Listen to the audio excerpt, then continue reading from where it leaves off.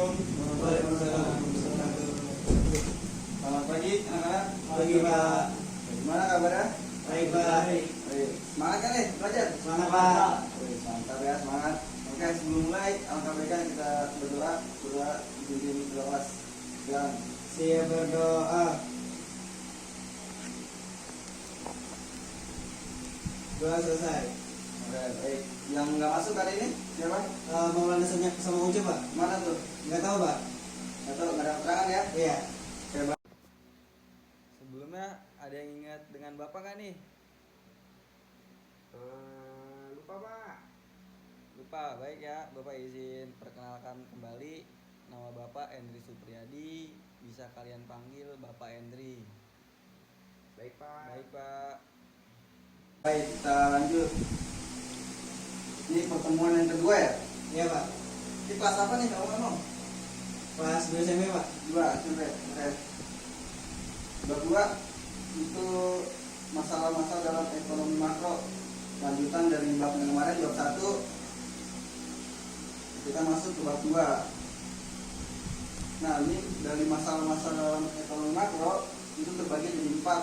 Ada yang tahu nggak nih? Saya, Pak. Oke, silakan. Yang A, inflasi. Yang B, pengangguran. Yang C, pembayaran yang timpang. Yang D, pertumbuhan penduduk yang tinggi. Oke, baik. Sudah tahu ya. Yang lain gimana? Belum, Pak. Belum paham? Belum. Waduh. Oke, nggak apa-apa.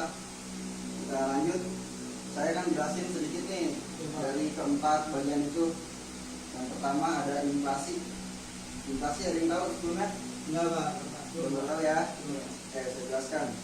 Inflasi adalah peningkatan harga komoditi pada umum disebabkan oleh non-sinkron antara program sistem pengadaan komoditas, produksi, penentuan harga, pencetakan uang, dan lain sebagainya. Sebenarnya inflasi bukanlah masalah yang terlalu bermakna jika situasinya disertai dengan ketersediaan komoditas yang dibutuhkan cukup dan diikuti oleh peningkatan pendapatan lebih besar dari 0%. Tingkat inflasi daya beli masyarakat meningkat lebih besar dari tingkat inflasi. Semua mengerti? Nanti, Pak. Oke, kita lanjut ya. Yang kedua, itu ada pengangguran. Pengangguran ada yang tahu kan nih? Enggak, Pak. Belum tahu juga? Belum, Pak. Oke, mau Pak, kita lanjut. Pengangguran terjadi karena adanya kesenjangan antara penyediaan pekerja dengan jumlah pekerja yang mencari pekerjaan. Nah, sebelumnya saya mau tanya nih kalian, kalau udah lulus mau kerja apa kuliah? Kerja, Pak. Kerja, nah harus siap ya kalau mau kerja. Ya, Pak. Jangan sampai jadi salah satu dari pengangguran ini. Sayang kalau di sekolah ya. Ya, Pak. Oke, saya lanjut ya. Ya, Pak. Yang ketiga ada neraca pembayaran yang timpang. Neraca pembayaran atau balance of payment adalah catatan transaksi-transaksi tentang transaksi ekonomi terhadap negara-negara lain dalam periode waktu tertentu, umumnya dalam periode 1 tahun atau lebih. Dalam BPO ini, kemampuan produktivitas, pedagang, dan kehabisan modal.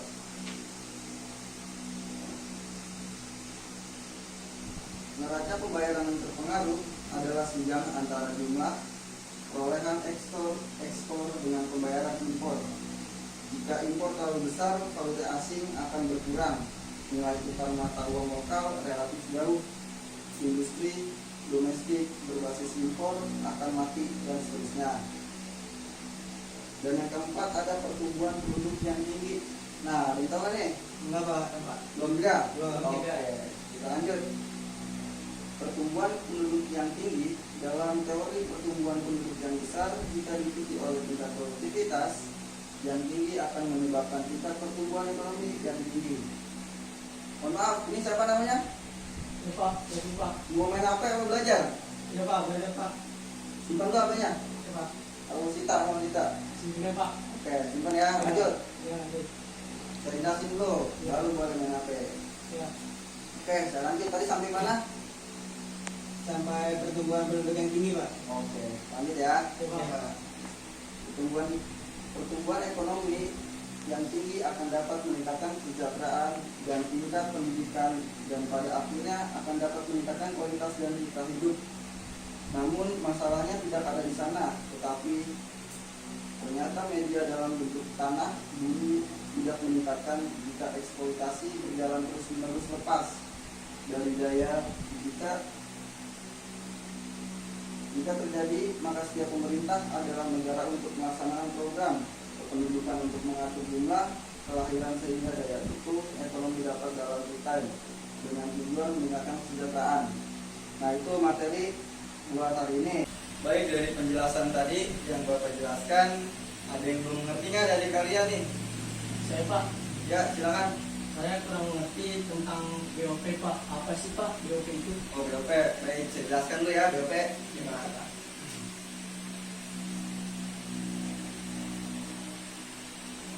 BOP atau yang disebut biaya operasi pabrik, singkatannya itu BOP. Nah, BOP ini adalah salah satu komponen biaya operasional perusahaan, tetapi tidak berkaitan secara langsung dengan proses produksi yang terjadi.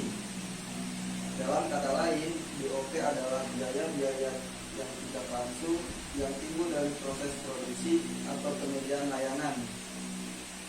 BOP sangat fundamental dalam sebuah perusahaan karena merupakan salah satu unsur yang membentuk suatu biaya produksi.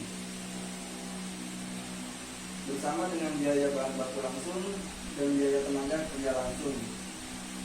Sayangnya, pencatatan dalam perhitungan BOP telah luput. Alasan paling utama adalah identifikasi dan hitung dibandingkan biaya bahan baku yang langsung maupun tenaga kerja. Nah, itu dari BOP. BOP. Gimana? Cukup mengerti? Cukup Pak, paham. Oke, lanjut. Dan lagi yang belum dimengerti, Saya Pak, apa tuh? defisit itu apa sih Pak?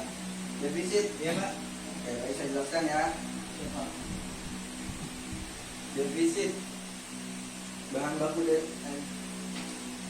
baku demonstrasi merujuk pada sumber daya alam atau komponen yang digunakan dalam proses produksi barang atau jasa di dalam negeri, yaitu di negara tempat produksi berlangsung. Bahan baku domestik bisa berupa hasil pertanian seperti padi, kedelai, atau karet yang diperolehkan di tanah-tanah pertanian di dalam negeri. Selain itu, bisa juga berupa sumber daya mineral seperti batu bara, emas, timah di wilayah negara tersebut. Keuntungan penggunaan bahan baku domestik adalah mengurangi ketergantungan terhadap impor, di mana biaya impor itu kan sangat tinggi, jadi mempengaruhi biaya pembuatan produk. Nah, dengan memanfaatkan sumber daya alam dan industri lokal untuk memenuhi kebutuhan produksi, negara dapat menghemat daya dan meningkatkan ketahanan ekonomi.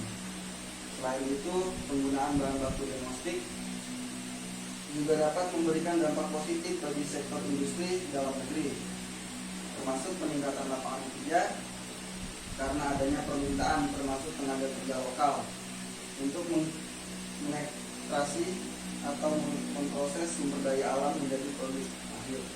Nah, dari penjelasan ini ada maksudnya dengan pengangguran tadi, karena itu disebutkan menambahnya meningkatkan ketahanan ekonomi termasuk meningkatkan lapangan kerja. Itu dia menyerap pekerja untuk produksi ini. Namun demikian, tidak semua produk dapat sepenuhnya bergantung pada bahan baku domestik. Beberapa industri masih perlu mengekspor beberapa komponen tertentu yang sulit didapatkan secara lokal. Hal ini bisa terjadi jika negara tersebut belum memiliki teknologi yang canggih, kapabilitas manufaktur yang cukup untuk memproduksinya sendiri, itu memperlambat produksinya. Jadi intinya adalah bahwa penggunaan bahan baku domestik merupakan strategi untuk memanfaatkan industri dalam negeri. Demikian demikian, negara dapat mengurangi ketergantungan terhadap impor dan mendorong pertumbuhan ekonomi secara berkelanjutan. Nah, itu penjelasan dari tadi apa? Penjelasannya? Defisit Pak. Ya, penjelasan dari defisit ya. Nah, ada lagi yang belum jelas? Saya Pak, Ya, silakan. bahan baku domestik itu apa ya Pak? Bahan baku. Iya.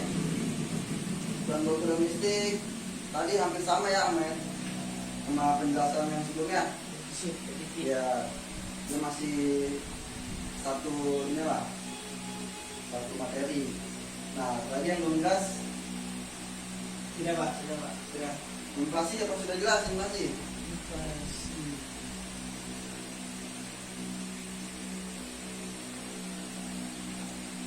Lupa kayaknya. Udah ya, ada yang belum kan nih? Belum Pak. Belum, oke, saya jelaskan lagi ya. Lupa. Tentang inflasi. Sedikit Pak.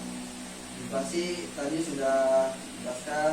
Nanti ada, nah inflasi ini ada beberapa faktor nih yang dapat menyebabkan.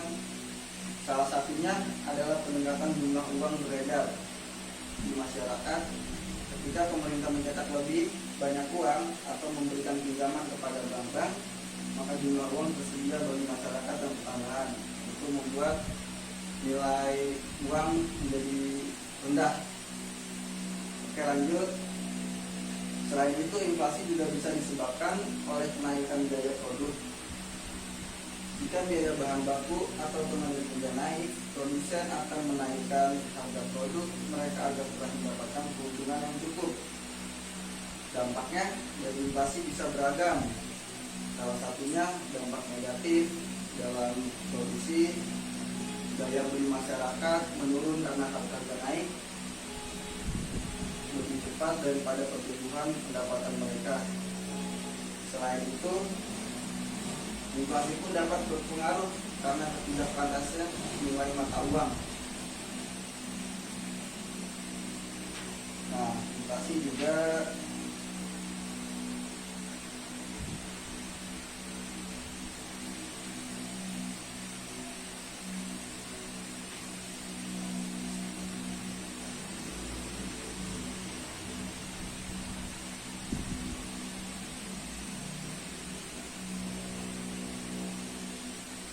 Nah, inflasi di sini adalah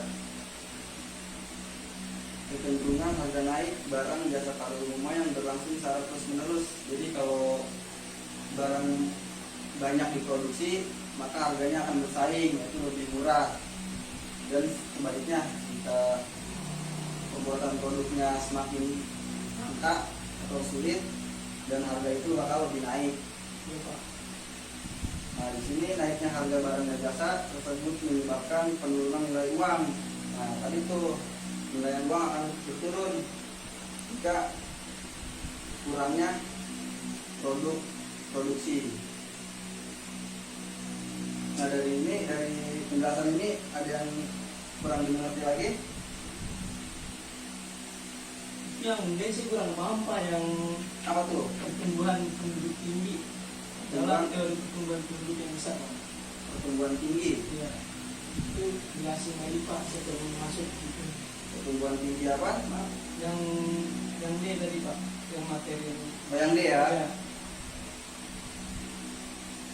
Baik, saya jelaskan lagi ya. Yaitu pertumbuhan penduduk yang tinggi. Iya Pak, benar.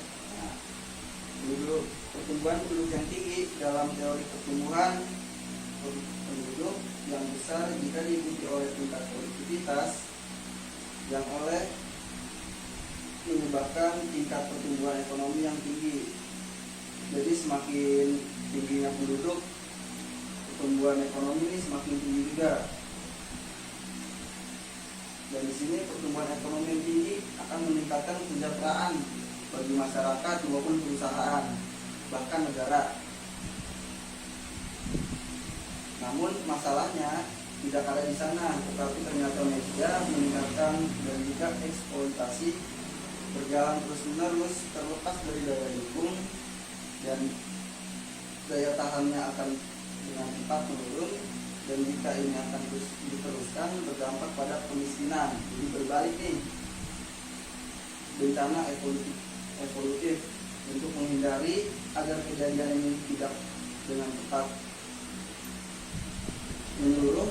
Maka setiap pemerintah adalah negara untuk melaksanakan program kependudukan untuk mengatur jumlah kelahiran sehingga daya dukung ekonomi dapat dalam detail dengan tujuan meningkatkan kesejahteraan bagi masyarakat maupun perusahaan tersebut. Oke, cukup ya? Cukup Pak. Cukup. Paham. Baik. Sebelumnya untuk pertemuan ketiga atau berikutnya, Bapak berikan tugas nih buat kalian, yaitu tugasnya dari keempat masalah-masalah dalam ekonomi makro. Coba apakah ini membuat masalah tersebut menjadi menerus atau hanya sementara ya. Nanti kalian rangkum atau menjelaskanlah dari tempat tersebut. Pak. Untuk tugas ngerti itu kan? Ngerti, Pak. Jawab. Baik. Nah, kita setelah pembelajaran, Bapak ada penghargaan nih dari teman kalian dan belajarnya semangat, terus Bapak menanggapi pelajaran yang Bapak sampaikan. Ada hadiah nih dari Bapak. Bentar ya. Ya, Pak. Nah, ini ada hadiah dari Bapak, alat tulis, buku sama pulpen. Semoga ini bisa bermanfaat nih buat kalian. Yang akan mendapatkan ini yaitu ketua kelas. Nah, selamat ya. Iya, Pak. Diterima. Terima kasih, Pak. Oke. Yang lain jangan ini diri ya. Ya Pak. Siap. Tapi jadi motivasi buat kalian, buat semangat kalian belajar. Biar bisa seperti kemarin ini, kalian ini ya. Dan buat kamu semangat terus nih. Siapa? Jangan karena dapat penghargaan atau hadiah jadi kurang belajarnya. Baik, Pak. Semangat terus ya semua. Ya Pak. Siap. Oke. Kamu kenapa dari tadi kurang semangat nih belajarnya? Karena belum makan, Pak. Belum makan? Iya, Pak. Lumayan. Masuk karena cepet ya 7:30. Iya, Pak. Oke, lain kali ya sarapan dulu lah biar semangat. Iya. Biar materi atau ilmunya bisa sampai ke kamu. Biar bisa jadi kayak teman kalian nih. Dia dapat penghargaan, dapat buku, kan nggak perlu beli. Bisa menghemat. Nah, uangnya bisa buat jajan kan. Iya, Pak. Nah, oke. Besok sarapan lah ya kalau bisa. Iya, Pak. Insya Allah bisa. Bisa lah harus. Biar semangat. Iya. Oke. Untuk tugas sudah jelas. Jelas, Jelas Pak. Pak. Tugas pengumpulannya buat minggu depan ya. Iya, Pak. Bab 3 itu masuk materi masih lanjutan sih, masih masalah-masalah itu teori mikro. Kalau tadi kan makronya. Iya. Ya, untuk minggu depan saya menjelaskan tentang mikro. Oke, cukup dari Bapak. Sekian ya. Dari Bapak akhiri. Wabillahi taufiq wal hidayah. Wassalamualaikum warahmatullahi wabarakatuh. Waalaikumsalam warahmatullahi wabarakatuh.